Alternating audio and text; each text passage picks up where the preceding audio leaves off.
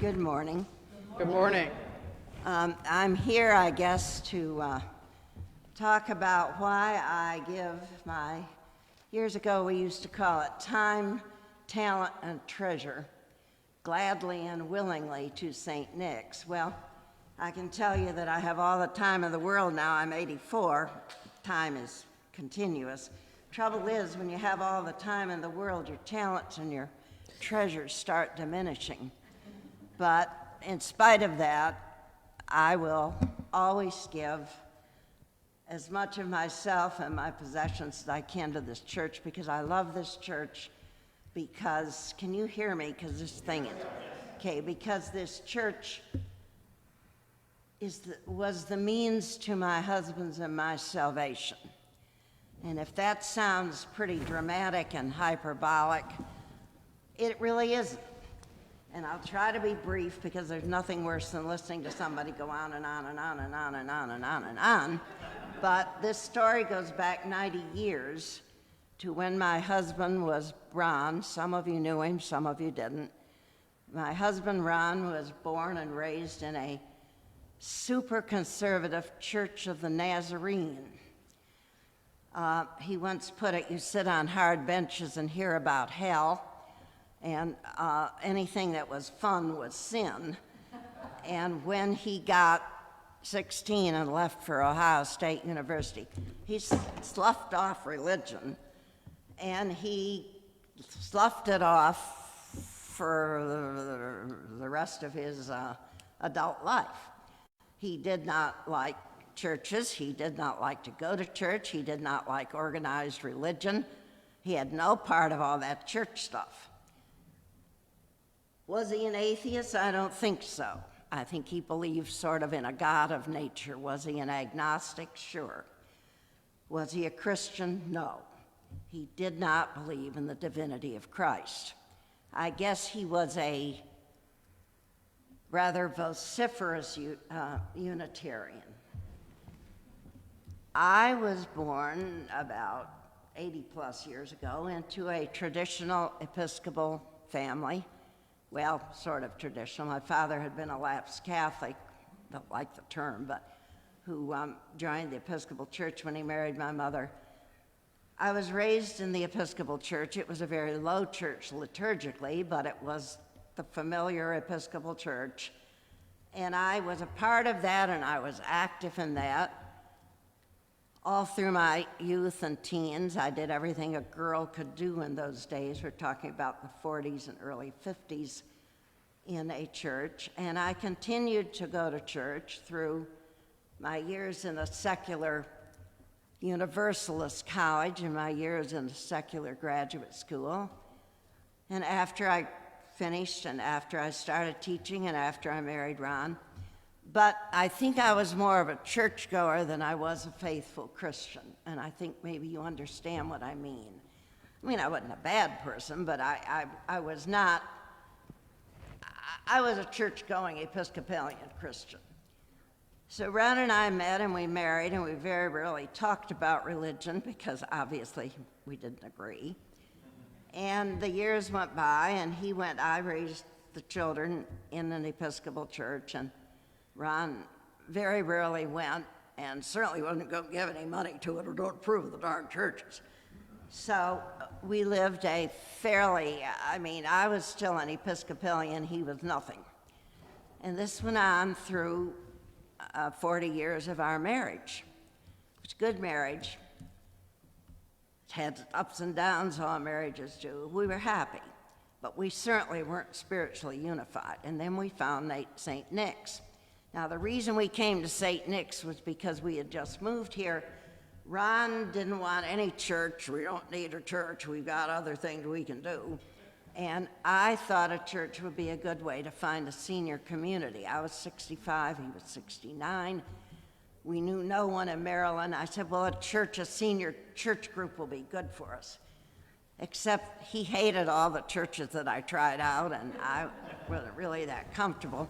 So I said, okay, we got one more option. There's a church meets at night. It's called St. Nick's. Let's give it a go. Yeah, well, okay.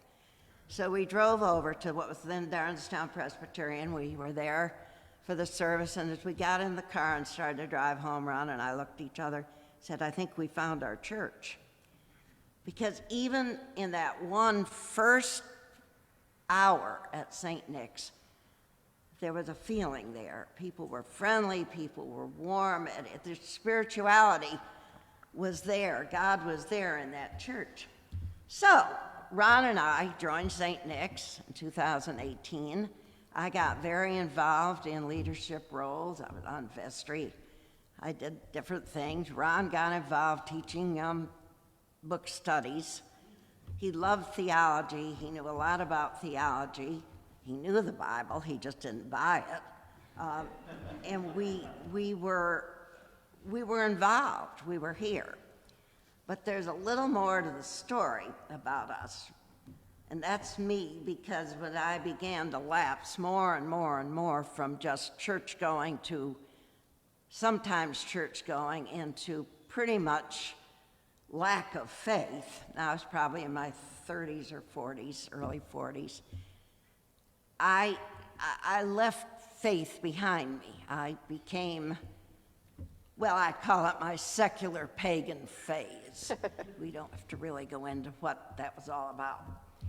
And this went on until I was in my, I guess, 50s. All my kids were gone off to college, and I needed something.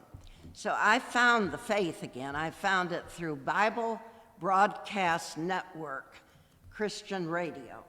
Now, I don't know what any of you know about Bible Broadcast Network and Christian radio, but it is about as far right as you can go. I mean, it's really over here. So I became a very, very judgmental, critical, uptight, conservative, fundamentalist Christian. Ron remained a Unitarian. And we didn't talk about religion, so there was really no problem. So this went on until we joined St. Nick's. Well, we were involved, he was involved, I was involved. He was still a Unitarian, I still was a right-wing fundamentalist conservative Christian. And I found it very hard not to just, I'm not given to openly criticizing, but boy, if it's thought, word, and deed, I sure sin in thought. And I did a lot of judging, shall we say. Well, we each had our epiphany. I don't know when Ron had his, but on his deathbed, a few days before he died, Father Ken asked him how he felt about dying, and he said, I'd rather live, of course, but I'm not afraid to die. I have seen Jesus. And apparently, when he had a death experience in his early 60s, I guess, he went down the tunnel of light, you know, the whole thing you read about in I died for 45 minutes and came back. He actually was, his heart had stopped and started for over 45 minutes. So, but he never said, he told us about the experience. He never said anything about Jesus. He got right on maintaining that, you know, I'm a Unitarian, I'm an intellectual, I'm a biblical scholar, I know theology, but nothing about Jesus. But apparently sometime in our 12 years in this wonderful church, Ron found Jesus. He found love, he found salvation, he found peace. For that, I thank the church and all of you who are the church, and I thank God. Now, I was a harder nut to crack. I'm a stubborn person. And I went on loving people, liking people, not occasionally liking someone, but, you know, I went on being involved in this church. And then one day, and I can't remember when, it would have been in the mid-2000s, I had my epiphany. My epiphany was, it's hard to explain it, and it's so long ago. But Father Ken and I were talking about some of the news that was coming out of the papers where the Anglican Church was splitting off from the Episcopal Church, and there were all these issues, and, you know, and I was being a right-wing Christian fundamentalist. And suddenly, I mean, God spoke to me, because suddenly I said, oh, I'm a fundamentalist, but I'm certainly not fundamental about Christ. All he ever said, wasn't it, Ken, was love the Lord thy God with all thy heart and soul, and thy neighbor as thyself. And all the commandments hang on these, and judge not that ye be not judged. And I thought, well, I could leave all this to God. All I have to do is love people. I know you don't, Christian love, agape. Just be nice to people, listen to them. Don't quarrel with them. All you have to do is love people, and God will take care of all the rest of it. I'm totally liberated. I'm free. I don't have to run God's world anymore. Now, that does not mean that I don't have my opinions. My opinions are perhaps not always the opinion of my family and my friend, but I don't have to go around arguing with them. I don't have to dislike them. I don't have to condemn them. I don't have to disagree with them. And of course, the more you do that, the more you come, in many cases, to accept their opinions. But I feel that I, too, have had a spiritual awakening. And none of this would have happened if we hadn't been at St. Nick's. St. Nick's is a place to become, a place to belong, and we have belonged from the moment we set foot here. We felt God's love.